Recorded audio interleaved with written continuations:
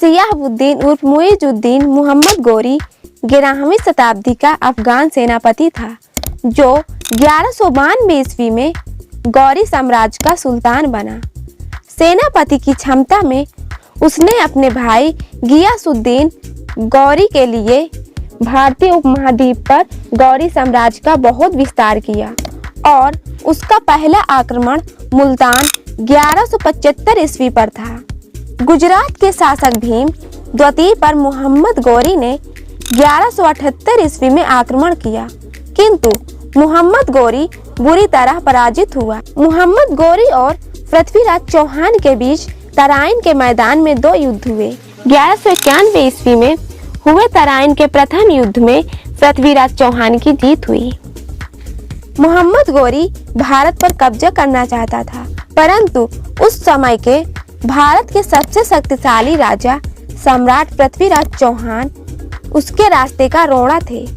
वह हर बार सम्राट से हार जाता था और उनके पैरों में गिरकर माफी मांग लेता, किंतु राजपूतों का सिद्धांत था कि वे निहत्थे या शरणागत पर वार नहीं करते थे। सम्राट ने उसे बार बार माफ किया। वह जब भी आक्रमण करता, महाराज की सेना उसकी सेना को गाजर मूली की तरह काट देती थी। तराइन का द्वितीय युद्ध 1192 में गौरी को विश्वासघाती जयचंद्र का साथ मिल गया, जिसने सम्राट के साथ दिल्ली की सत्ता की लालच में धोखा किया। हालांकि बाद में गौरी ने उसे भी यह कहते हुए मार दिया कि जो अपने वतन का ना हो सका वह मेरा क्या होगा।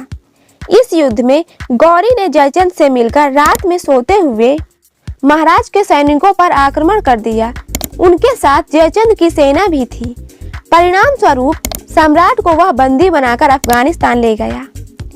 उनके साथ उनके मित्र एवं महान कवि चंद्रवरदाई को भी बंदी बनाकर रखा गया था। वहां पर वह रोज सम्राट पर अत्याचार करता। सम्राट की आंखें बहुत तेज थी, जिससे गौरी को देखने में बहुत डर लगता था। इसलिए उसने सम्राट की आंखों को लोहे के सरियों से फुड़वा डाला।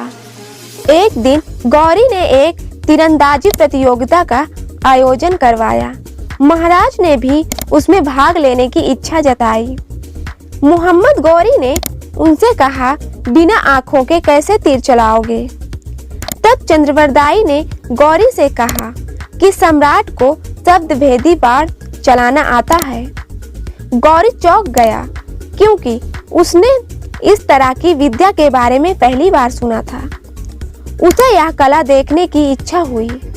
उसने महाराज से कला प्रदर्शन करने के लिए कहा। सम्राट को उसे मारने का मौका मिल गया।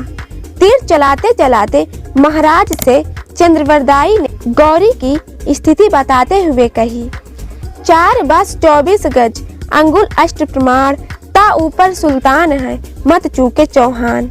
चंद्रवरदाई के इतना कहते ही सम्राट पृथ्वीराज ने गौरी की तरफ तीर चलाया, जिससे गौरी मारा गया। फिर चंद्रवरदाई ने उनका सिर काट दिया और उन्होंने भी सिर धड़ से अलग होते हुए भी चंद्रवरदाई का सिर काट दिया।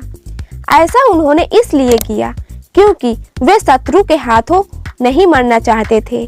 बाद में दिल्ली के आसपास खोखर रोड योद्धाओं ने अपने राजा पृथ्वीराज चौहान का बदला लेने के लिए गियासुद्दीन गौरी का सिर काट दिया। यदि यह जानकारी आप सभी को अच्छी लगी हो तो नीचे कमेंट्स में जरूर बताना और हमारे YouTube चैनल को लाइक और सब्सक्राइब करना मत भूलना, ताकि अगली नोटिफिकेशन आप तक पहुंच जाए। Thank you.